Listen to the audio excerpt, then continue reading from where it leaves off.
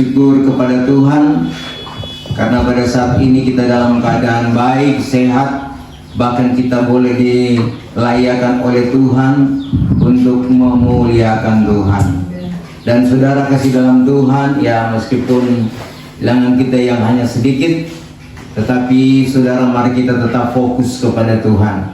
Karena saudara, firman Tuhan katakan 2-3 orang berhimpun, ya standarnya perhimpunan kepada Tuhan, 2 atau 3 orang berhimpun atas nama Tuhan, Tuhan hadir. Nah saat ini kita sudah lebih dari itu, dan saudara mari kita bangkit berdiri. Kita akan membaca firman Tuhan di dalam kitab Mazmur pasal yang ke-139 ayat yang ke-17. Mazmur 139 ayat 17, terjemahan lama katakan begini: bagaimana indah bagiku segala kepikiranmu ya Allah, bagaimana banyak sangat segala jumlahnya. Terjemahan baru, boleh minta tolong dan baca. bagiku betapa sulitnya pikiranmu ya Allah, betapa besar jumlahnya.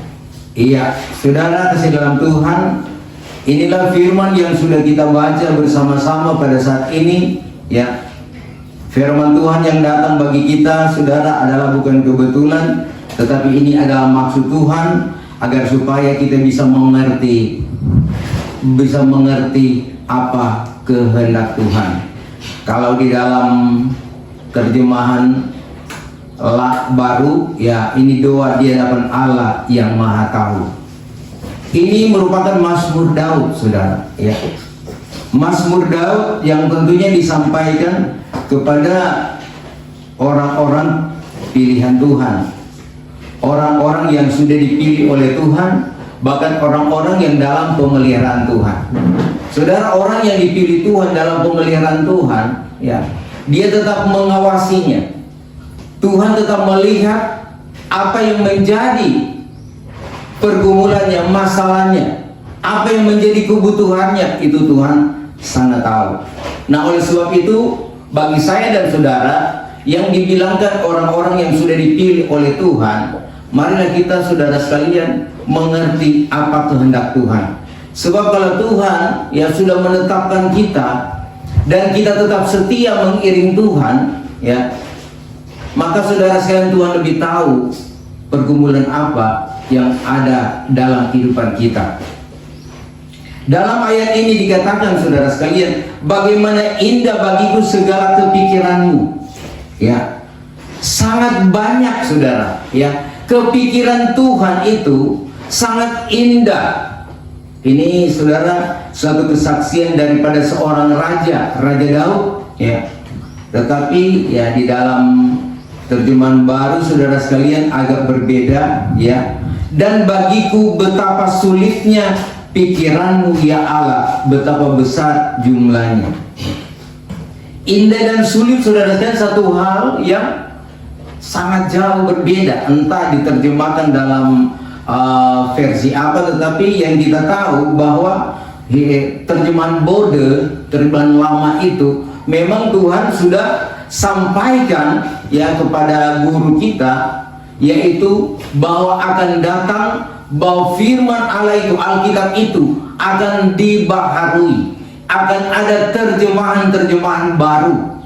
Dan ternyata terjemahan baru saudara sekalian, ya, yang kita boleh baca pada saat ini, yaitu saudara sekalian, ya, agak berbeda. Tetapi bukannya salah saudara, tetapi firman Tuhan itu, ya, kita tinggal memaknai, ya. Namun saudara sekalian, mana yang kita mau pilih, indah atau sulit, ya? Betapa indah pikiran-pikiran Tuhan atau betapa sulitnya pikiranmu ya Allah, mana yang kita mau pilih saudara, ya? Memang dua hal ini saudara sekalian tak dapat tiada kita akan alami. Ada yang mengatakan pikiran-pikiran Tuhan, rancangan-rancangan Tuhan sangat indah. Tetapi di satu pihak orang yang saudara sekalian, ya, mengatakan bahwa betapa sulitnya pikiran-pikiran Tuhan. Ini dua hal yang berbeda, tapi saudara sekalian punya pengertian dan arti dalam kehidupan kita. Bagi orang yang saudara sekalian punya hubungan manis dengan Tuhan, dia mengerti bahwa segala sesuatu dijadikan oleh Tuhan, bahkan dia percaya bahwa Tuhan penolong satu-satunya, maka dia akan katakan betapa indahnya kepikiran-kepikiran Tuhan. Tetapi kalau saudara sekalian dia setengah-setengah hati dengan Tuhan, bahkan dia tidak mau melakukan kehendak Tuhan, maka dia katakan memang sulit ikut Tuhan, ya. Sulit mau beribadah kepada Tuhan, ya. Hal-hal ini saudara adalah merupakan motivasi bagaimana kita melakukan diri kita sesuai dengan firman Tuhan, ya. Memang saudara sekalian untuk datang kepada Tuhan saja kita saudara sekalian betapa sulit. Namun ada yang berkata betapa indah, ya. Mana saudara sekalian yang mau kita pilih? Nah, pilihan ini saudara sekalian ada di hati masing-masing. Kalau hati kita penuh dengan sukacita, hati kita saudara sekalian dipenuhi dengan kebenaran firman Tuhan, maka saudara sekalian kebenaran inilah yang akan memberikan kita ketenangan, kedamaian, kenyamanan, sehingga ada sukacita, merasakan keindahan di dalam Tuhan. Tetapi saudara, kalau kita kekurangan firman, ya, bukannya sebetulnya kita kekurangan firman saudara sekalian, ya, orang-orang saudara sekalian kita jemaat yang so senior so tahu tuh firman, bahkan sudah sering membaca dari Kejadian sampai Wahyu. Apalagi yang kurang di sini yaitu bagaimana dia menghidupi kebenaran firman Tuhan itu. Sebab kalau kita hanya tahu, ya, kita hanya tahu ayat ini, ayat itu, maka kita saudara sekalian akan memilih ayat mana yang cocok di hatiku, ayat mana yang menjadi ayat emas, ya. Biasanya saudara yang menjadi pilihan kita yaitu masalah berkat, amin. Dan biasanya yang tidak menjadi kesukaan kita masalah salib. Kalau berbicara tentang berkat saudara, dia saudara sekalian fokus. Dia mulai berpikir bagaimana mendapatkan berkat itu. Tetapi saudara sekalian kalau saya bilang pikul salib, ya, sangkal diri tiap hari, dia mulai saudara sekalian berpikir betapa sulit. Memang sulit mau ikut Tuhan. Nah saudara kasih dalam Tuhan, tujuan kita dipanggil Tuhan yaitu kita akan dibawa kepada surga yang kekal. Kita akan dibawa kepada kesempurnaan tubuh, jiwa, dan roh. Sebab apa saudara? Karena hidup kita dalam dunia ini hanya sementara saja. Firman Tuhan katakan umur hidup manusia hanya 70 tahun. Lebih dari itu kalau dia kuat 80 tahun. Dan itu pun menghadapi berbagai-bagai pergumulan. Nah saudara sekalian, umur yang begitu singkat, ya. Kalau saudara sekalian dikatakan Tuhan, bagi Tuhan 1000 tahun, bagi manusia 1 hari bagi Tuhan. Maka kita saudara sekalian manusia yang umur 70-80 tahun, hanya bilangan jam saja kita ada di dalam dunia ini. Nah saudara, kalau hanya bilangan jam, maka mari kita hargai waktu yang Tuhan sudah berikan bagi kita. Memang saudara sekalian, ya, kita menghadapi berbagai-bagai kesulitan. Namun dalam kesulitan ini kadangkala kita lupa Tuhan. Sehingga saudara sekalian, karena kita lupa Tuhan, kita mulai abaikan Tuhan, kita mulai setengah hati dengan Tuhan, maka Tuhan punya acara. Tuhan mulai menegur kita. Firman Tuhan katakan, kalau aku sayang, aku tegur. Anak yang disayangi Tuhan ditegur Tuhan. Nah kalau Tuhan menegur kita karena kelalaian kita, kealpaan kita, itu berarti Tuhan masih sayang. Tetapi kalau Tuhan sudah tidak sayang, maka berlakulah firman Tuhan. Tuhan tahu menuntun menuju kepada kebinasaan, dan Tuhan tahu menuntun menuju kepada keselamatan. Dan saudara kasih dalam Tuhan, ini pun terjadi di dalam kehidupan kita. Kenapa masalah bisa terjadi? Pergumulan bisa terjadi. Ini terjadi karena dosa. Kita banyak kali melakukan pelanggaran-pelanggaran kepada Tuhan. Ya, karena firman Tuhan katakan manusia tidak ada yang benar, satu pun tidak ada. Roma 3 saudara sekalian ayat 10. Manusia tidak ada yang benar. Tetapi kalau kita boleh dibenarkan karena pengorbanan Kristus, mari kita hargai pengorbanan itu. Saudara, pengorbanan Kristus adalah mempunyai fungsi yang sangat penting, yaitu memberikan kita keselamatan. Tetapi kadang-kala keselamatan ini ya kita sering abaikan. Kita lebih fokus pada kebutuhan-kebutuhan kita, keinginan-keinginan kita, sehingga ya kadang-kala saudara sekalian kita tidak mau maju lagi di dalam Tuhan. Nah, masalah demi masalah terjadi. Kalau kesaksian tadi, ya itu hati-hati ya Ibu Selvi. Karena itu kalau selalu bicara tentang darah tinggi, hipertensi, itu sumber bicara jantung, ya, jantung. Nah, saudara sekalian, bukan sedikit orang ya saudara sekalian, kalau jantung tiba-tiba ada sehat-sehat sudah kembali. Ini tanda awal saudara sekalian bahwa kita lebih giat lagi kepada Tuhan, lebih cari hadirat Tuhan. Jangan kita abaikan, meskipun orang sudah minum obat, ya.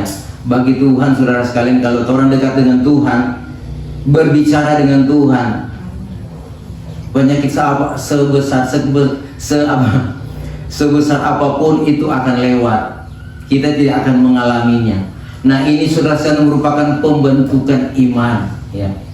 Seperti contoh pada saat ini ya, kita melihat beberapa orang yang mengalami sakit dalam perawatan. Dan kadang-kala tatkala kita mulai jumpa, kita ketemu di sini, mulai saudara sekalian kelihatan. Saya melihat saudara sekalian yang mulai lagi berubah itu wajah. Kenapa? Ya cuma sedikit. Kenapa? Nggak usah ibadah Jo. Kenapa? Saudara, kadang-kala kita abaikan Tuhan. Hati-hati saudara sekalian dalam kita mengiring Tuhan. Saudara, firman Tuhan katakan 2 atau 3 orang Pak, Tuhan ada. Kita lebih dari itu saudara. Ini saudara sekalian, tentunya kita mengerti apa kehendak Tuhan. Sedangkan keluarga saja itu berdoa, itu Tuhan ada di situ. Keluarga kan itu lebih dari 2 orang. Artinya standar itu suami istri 2 orang, tambah anak-anak 3, 4, 5. Itu saudara sekalian standar kita bersekutu dengan Tuhan dan Tuhan ada. Tetapi lebih detail lagi firman Tuhan. Kalau engkau mau jumpa Tuhan, masuklah di kamar dan berdoa. Apa Tuhan tidak ada di sana? Tuhan ada di sana saudara. Nah saudara kasih dalam Tuhan, pikiran-pikiran Tuhan, rancangan-rancangan Tuhan bagi kita, itu sebetulnya rancangan damai sejahtera. Ya, Yeremia 29 ayat 11, coba minta tolong dibaca.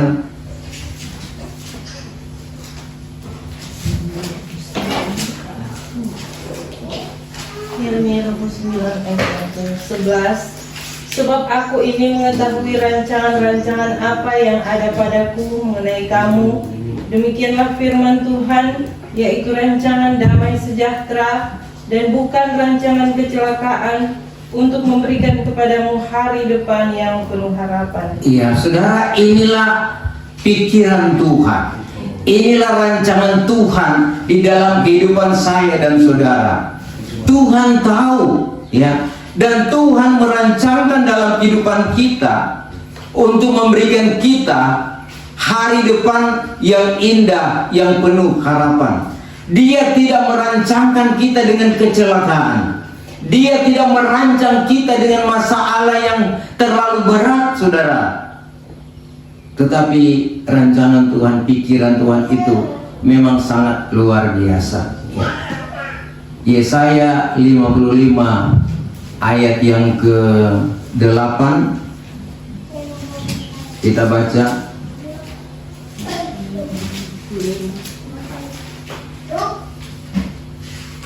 Ayat yang ke-8. Sebab rancanganku Ya. bukanlah rancanganmu, dan jalanmu bukanlah jalanku. Demikianlah firman Tuhan. Ayat 9. Seperti tingginya langit dan bumi, demikianlah tingginya jalanku dari jalanmu, dan rancanganku dari rancanganmu. Iya, saudara, dikatakan di sini ya, sebab rancanganku bukanlah rancanganmu dan jalanmu bukanlah jalanku. Demikianlah firman Tuhan. Seperti langit dan bumi, demikianlah tingginya jalanku dan daripada jalanmu, dan rancanganku daripada rancangan. Ini beda jauh, saudara sekalian, ya. Beda jauh pikiran kita dengan pikiran Tuhan, antara langit dan bumi. Sebab itu, saudara sekalian, kita ini saudara sekalian yang tidak tahu apa-apa, yang tidak mengerti. Mari kita mau mengerti apa maunya Tuhan, apa pikiran Tuhan. Karena di dalam kitab Mazmur pasal 94 dikatakan di sana bahwa Tuhan mengetahui pikiran manusia itu adalah sia-sia. Coba baca Mazmur 94 ayat 11. Ayat 11. Tuhan mengetahui rancangan-rancangan manusia, sesungguhnya semuanya sia-sia belaka. Ya, Tuhan tahu rencana-rencana, pikiran-pikiran manusia itu sia-sia di pemandangan Tuhan. Apa sebab? Pikiran-pikiran kita masih terfokus pada perkara-perkara lahiriah, perkara-perkara duniawi, dan di dalamnya saudara sekalian ada keinginan tubuh, keinginan mata, dan hidup dengan jemawa atau keangkuhan hidup. Itu bukan daripada Tuhan. Sebab itu saudara, jangan kita selalu memikirkan perkara-perkara yang ada di bumi, tetapi pikirkanlah perkara-perkara yang ada di sorga, di mana Kristus ada. Nah, saudara kasih dalam Tuhan, pikiran-pikiran inilah yang saudara sekalian Tuhan mau supaya kita tetap tingkatkan. Berpikirlah tentang Tuhan, berpikirlah tentang keselamatan, berpikirlah bagaimana kehidupan kita melakukan kehendak Tuhan selama kita masih diperkenankan Tuhan hidup di dalam dunia ini. Karena saudara sekalian akan ada waktunya kita selesai, dan jadi pertanyaan, apakah kita sudah melakukan kehendak Tuhan? Cuma sementara, saudara, ya. Dan saudara sekalian, satu kali kelak kita akan dipisahkan, karena Tuhan punya tempat yang kekal bagi kita, yaitu sorga. Di dalam dunia ini kita tidak ada tempat yang kekal. Tempat yang ada di dunia ini penuh dengan masalah, penuh dengan pergumulan.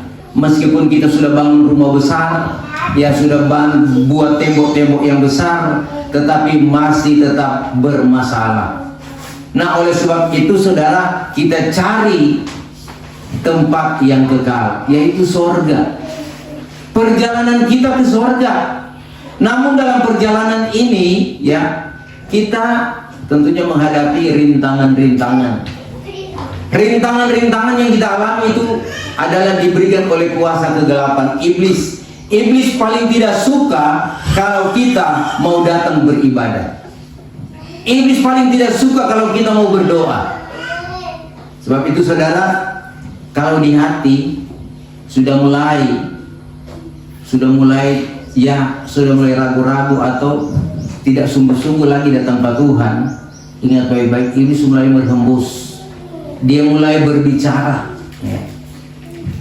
dia mulai berbisik, jangan ke gereja, jangan beribadah, jangan berdoa, sehingga kita saudara sekalian niat untuk beribadah itu hilang. Kemudian juga niat untuk berdoa hilang kalau iblis masuk. Dia menawarkan barang-barang yang menjadi kesukaan kita, sehingga mempengaruhi kita untuk datang berdoa. Sehingga di berjalannya waktu, setiap hari tidak ada waktu lagi untuk Tuhan, untuk berdoa. Nah, saudara kasih dalam Tuhan kalau Dia mengasihi kita, Dia tegur kita. Nah, teguran-teguran Tuhan itu nyata. Kita mengalami kesulitan, kita mengalami penyakit, itu teguran-teguran Tuhan supaya kita sadar apa yang sudah kita perbuat, apakah sudah berkenan kepada Tuhan atau belum berkenan kepada Tuhan. Kita mau mengubah hidup kita, melakukan yang baik, yang benar, dan yang adil. Sebab saudara, kita diuntukkan Tuhan untuk masuk surga, dan surga itu bukan gratis. Banyak orang ingin masuk surga, namun saudara sekalian, untuk mencari jalan ke surga, mereka mengabaikan. Jalan satu-satunya kita datang kepada Tuhan, ke surga, yaitu beribadah kepada Tuhan, berdoa, membaca firman Tuhan setiap hari. Itu jalan kita. Tetapi kadang-kadang saudara sekalian, menuju ke surga itu, saudara sekalian, kita tidak lakukan. Apa sebab? Kita lebih cenderung pada hal-hal duniawi. Ya, sebab itu hal-hal duniawi ini, saudara sekalian, ya sangat merusak iman atau rohani kita. Kita, saudara dalam Tuhan, di tengah-tengah dunia ini, ya, Tuhan memberi tugas dan kewajiban. Tugas kita yaitu melayani Tuhan dan mengerjakan pekerjaan Tuhan. Kewajiban ini ya saudara harus kita lakukan, dan kemudian kita punya hak. Tuhan akan memberkati kita, akan menolong kita apabila kita setia melakukan kehendak Tuhan. Sebab itu saudara, apapun masalah kita, pergumulan kita datang kepada Tuhan. Karena jangan kita hanya datang kepada Tuhan hanya di mulut saja, kita berbicara, ya saya akan setia, saya akan melakukan kehendak Tuhan, saya akan melakukan apa saja yang Tuhan perintahkan, tetapi dalam pelaksanaan tidak ada. Tuhan melihat dan Tuhan tahu itu. Kadang-kala kita antara kita dengan kita, manusia dengan manusia, kadang-kala sudah berjanji, dia membatalkan. Itu sangat mengecewakan pihak lain. Apalagi kita membatalkan rencana Tuhan. Nah, saudara kasih dalam Tuhan, mari saudara sekalian, seperti Rasul Paulus katakan, marilah kita memiliki pikiran Kristus. Amin. Pikiran Kristus artinya saudara sekalian, pikiran kita yang dikuasai oleh Roh Kudus. Maka saudara sekalian, kita menjadi sekata dengan Tuhan. Ya, kita mau berjalan sesuai dengan kehendak Tuhan. Memang saudara, kadang-kala kita kadang-kala dikecewakan, kita kadang-kala dirugikan. Tetapi kadang-kala hal ini kita mengalami kekecewaan yang luar biasa. Tetapi kadang-kala Tuhan mau ngetes kita. Tuhan mau coba, apakah dengan hal ini kita akan mundur? Kalau kita mundur, saudara sekalian, rugi. Karena saudara sekalian, dikatakan oleh firman Tuhan, orang yang meninggalkan Tuhan itu, dia akan, saudara sekalian, DP nama tertulis dalam tanah, dia akan dipermalukan. Kalau meninggalkan Tuhan, karena meninggalkan mata air hidup. Saudara, di dalam dunia ini, satu-satunya penolong kita cuma Tuhan, cuma firman Tuhan. Karena di dunia ini banyak pergumulan, banyak masalah. Kita melihat bencana-bencana yang terjadi. Kepada siapa kita mau berlindung? Hanya kepada Tuhan. Sebab itu berpikirlah tentang Tuhan. Datanglah kepada Tuhan dengan saudara sekalian hati yang bersorak-sorak, ya. Karena memang tadi saya melihat, memang ini Jumat ini, ya, rupanya terlalu banyak beban, ya, terlalu banyak masalah, ya. Nah, saudara kasih dalam Tuhan, apakah Tuhan tidak tahu masalah kita, pergumulan kita? Tuhan sangat tahu. Tetapi kadang-kala Tuhan mengingatkan kita, menghadap ke atas, menghadap ke atas. Carilah perkara-perkara di atas. Jangan fokus pada perkara-perkara yang ada di bumi. Meskipun kita membutuhkan juga perkara-perkara di bumi, kita butuh tempat tinggal, kita butuh makan dan minum. Itu perkara-perkara yang ada di bumi. Tapi Tuhan katakan, jangan kamu khawatir tentang apapun juga, karena aku yang mengerti dan peduli akan hidupmu. Nah, saudara kasih dalam Tuhan, ya, pikiran-pikiran Tuhan juga terlalu banyak. Nah, kadang-kala hidup kita, saudara sekalian, Kadang-kala kita berbicara, kadang-kala kita saudara sekalian mengatakan, aduh di pikiran ini terlalu banyak pikiran. Dan memang juga pikiran Tuhan terlalu banyak. Apa sebab kita mengetahui? Karena kita sudah jatuh dalam dosa. Kita sudah mengetahui mana yang benar, mana yang jahat, mana yang baik, mana yang jahat, kita sudah tahu. Tetapi sebelum kita jatuh dalam dosa, Adam dan Hawa waktu masih di Taman Eden, mereka tidak tahu itu kejahatan, tetapi mereka hanya tahu kebaikan. Tetapi tatkala jatuh dalam dosa, maka disitulah mereka, ya saudara sekalian, mengetahui tentang yang baik dan yang jahat. Dan kita saudara sekalian, meskipun kita sudah tahu ini, kita punya jalan keluar. Jalan satu-satunya, ikutlah Tuhan. Tinggalkan segala sesuatu dan mengarahlah kepada Tuhan. Makin maju kepada Tuhan.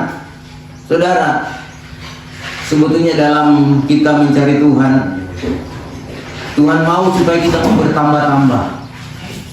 Kita makin mengerti kehendak Tuhan, bertambah-tambah dalam kebenaran firman Tuhan, dan bertambah-tambah dengan anugerah-anugerah Roh Kudus. Jadi karunia-karunia Roh Kudus yang Tuhan sudah berikan kepada kita itu cuma kepercayaan Tuhan. Pakai. Ada nubuatan, pakai itu nubuatan tatkala kita datang kepada Tuhan. Karunia penglihatan dipakai, karunia saudara sekalian lidah pakai, dan karunia-karunia yang lain dipakai tatkala kita berhimpun bersama-sama, sebagaimana disuratkan Rasul Paulus dalam 1 Korintus pasal yang ke-14.